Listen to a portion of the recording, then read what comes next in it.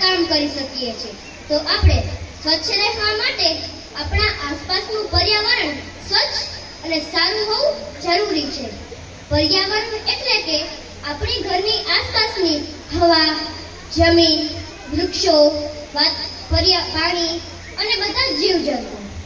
આજકાલ આપણે જોઈએ છીએ કે ઘણી ગંદકી છે, જેમ કે વાહનોમાંથી નીકળતો ધુમાડો, કારખાનામાંથી નીકળતો કચરો, પ્લાસ્ટિકનો વધુ પડતો ઉપયોગ.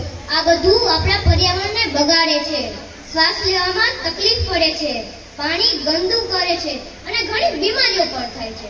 આપણે આપણા જ પર્યાવરણને બચાવવા માટે શું કરવું જોઈએ?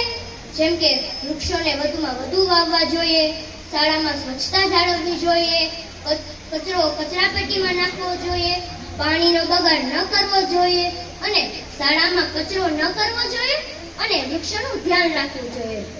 આજે જે ભાઈ બહેનો આપણી શાળામાં નવા આવ્યા છે તેને પણ આપણે સ્વચ્છ પર્યાવરણ વિશે શીખવવું પડશે.